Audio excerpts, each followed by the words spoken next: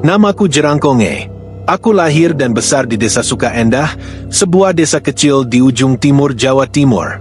Desa ini dulu sangat damai. Setiap pagi, aku selalu terbangun oleh kokok ayam dan udara segar yang belum tercemar oleh asap kendaraan atau limbah pabrik. Hidup kami sederhana, tapi bahagia. Sampai akhirnya sebuah kejadian ganjil mulai mengoyak ketenangan desa kami. Awalnya hanya 1-2 orang yang mengeluh tentang kehilangan uang. Tapi dalam waktu sebulan, hampir separuh warga desa melaporkan kejadian serupa. Anehnya, uang hilang tanpa jejak. Tidak ada pintu yang rusak, tidak ada jendela yang terbuka, tidak ada bekas orang masuk. Semuanya tampak utuh seperti sedia kala, tapi uang mereka lenyap begitu saja, seolah menguap di telan udara. Aku sendiri awalnya tak terlalu percaya. Kupikir mungkin mereka lupa menaruh uangnya atau dicuri maling yang sangat lihai. Tapi setelah ibu penjual sayur yang aku kenal sejak kecil kehilangan seluruh hasil jualannya selama seminggu, aku mulai merasa ada yang tidak beres.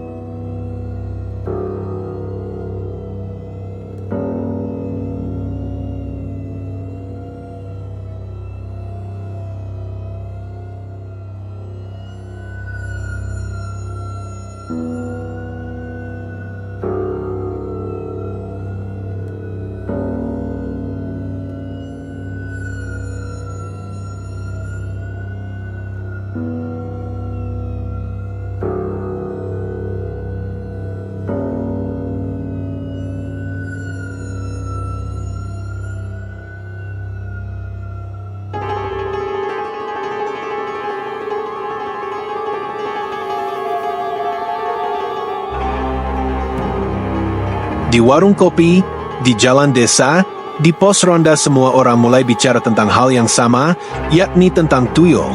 Ya, makhluk halus kecil yang katanya berkepala botak dan suka mencuri uang untuk majikannya. Semakin sering aku mendengar cerita itu, semakin aku bertanya-tanya, apakah mungkin semua ini benar?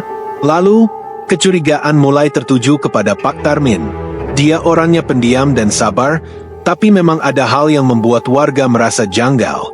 Dia tidak punya pekerjaan tetap, tapi hidupnya tak pernah kekurangan uang. Sering terlihat keluar malam dan pulang menjelang subuh.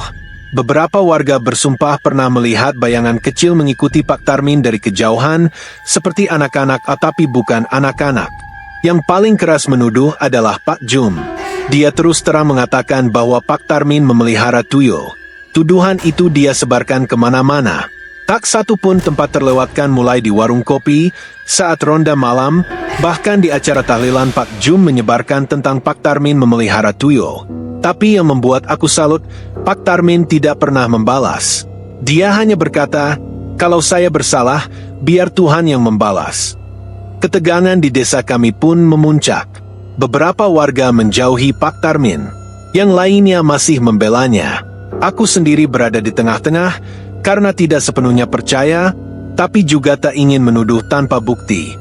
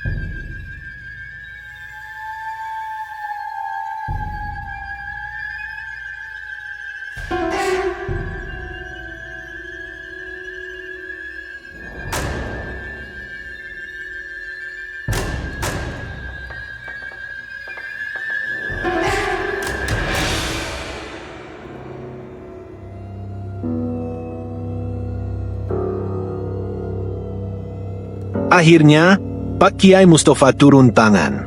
Ia memanggil temannya dari luar kota, seorang ahli spiritual bernama Kiai Hashim. Kata beliau, Kiai Hashim menguasai ilmu gaib dan bisa melihat hal-hal yang tak kasat mata. Warga pun menyambut kabar itu dengan penuh harap. Mungkin inilah jalan untuk menguak kebenaran. Kiai Hashim datang pada malam Jumat. Malam itu, balai desa penuh sesak oleh warga yang penasaran. Dengan tenang, Kiai Hashim mulai berkeliling desa membawa bunga dan membaca doa-doa yang tidak semua orang pahami. Ia menyusuri rumah demi rumah, termasuk rumah Pak Tarmin. Saat sampai di sana, ia berhenti cukup lama. Ia memejamkan mata, lalu menengadahkan tangan ke langit. Kami menahan napas. Tapi setelah beberapa menit, beliau berkata, "Rumah ini bersih. Tidak ada jejak makhluk halus." Aku terkejut. Warga lain juga tampak bingung. Semua dugaan yang selama ini diarahkan pada Pak Tarmin tiba-tiba dipatahkan hanya dengan satu kalimat. Tapi sebelum sempat kami mencerna semuanya, Kiai Hashim melanjutkan perjalanannya. Hingga akhirnya, beliau berhenti di depan rumah Pak Jum. "Mohon izin, saya ingin masuk," katanya sopan.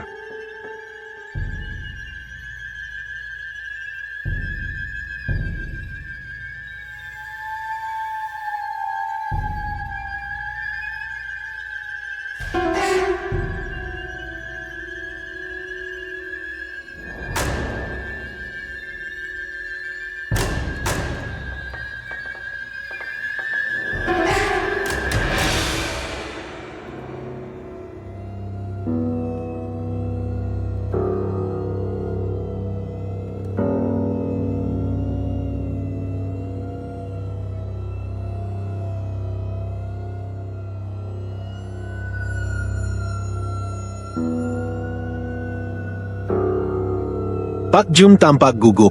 Wajahnya pucat, tapi ia tak bisa menolak karena semua warga menyaksikan.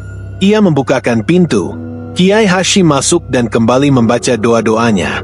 Tidak lama kemudian, ia memanggil Kiai Mustafa untuk ikut masuk. Beberapa menit kemudian, kami yang menunggu di luar rumah dikejutkan oleh suara keras seperti kaca pecah. Lalu terdengar pekikan aneh. Warga mulai panik. Aku dan beberapa pemuda desa berusaha menenangkan mereka, meski dalam hati aku sendiri gemetar.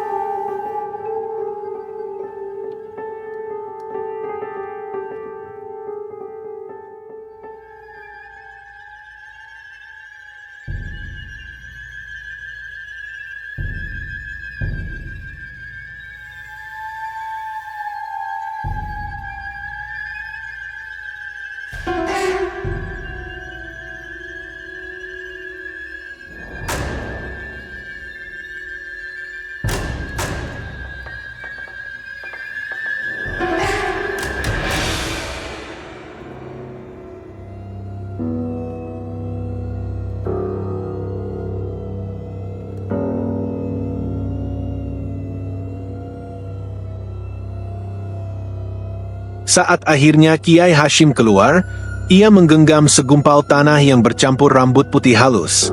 Ia mengangkatnya tinggi-tinggi dan berkata, "Inilah sumbernya. Tuyul ini dipelihara oleh seseorang yang menginginkan kekayaan secara instan.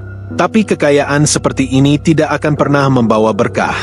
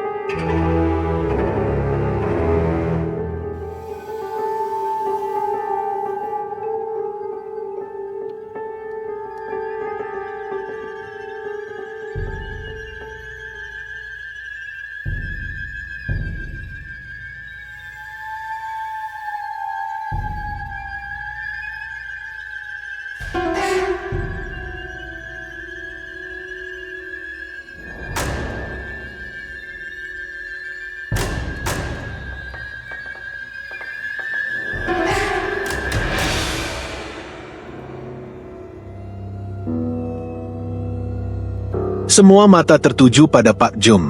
Tak bisa mengelak lagi, ia mengaku di hadapan kami. Ia telah melakukan pesugihan dan memelihara tuyul karena tekanan ekonomi. Ia tergoda oleh cerita tentang kekayaan cepat tanpa kerja keras.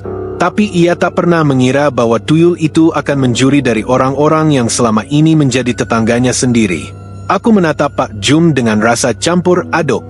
Marah, kecewa, tapi juga iba. Betapa mudahnya manusia tergelincir ketika putus asa. Yang lebih menyedihkan lagi, ia justru menuduh orang lain agar dirinya tidak dicurigai. Tuyul itu kemudian dikurung dalam wadah khusus yang telah diberkati. Keesokan harinya, Kiai Hashim membawanya pergi jauh dari desa agar tak kembali.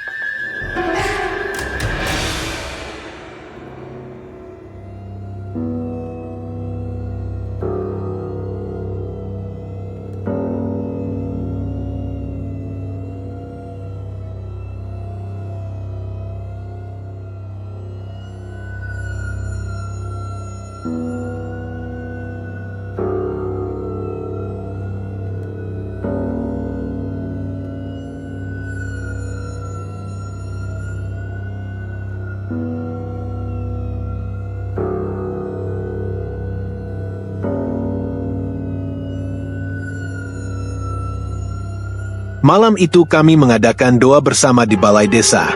Aku duduk di antara para warga, merasakan kelegaan yang belum pernah kurasakan selama berminggu-minggu.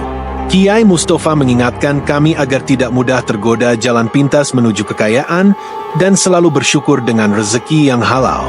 Setelah kejadian itu, suasana desa kami perlahan kembali damai. Tak ada lagi uang yang hilang secara misterius. Kepercayaan di antara warga mulai tumbuh kembali. Bahkan Pak Tarmin, yang dulu sempat dicurigai, kini justru dihormati karena kesabarannya menghadapi fitnah. Malam itu, aku duduk di beranda rumah. Angin malam menyapu lembut wajahku. Aku merenung betapa kebenaran sering tertutup oleh prasangka, tapi seperti cahaya yang menembus kabut, pada akhirnya kebenaran akan menang juga. Sejak saat itu, warga desa membentuk kelompok ronda malam dan mengadakan pengajian rutin.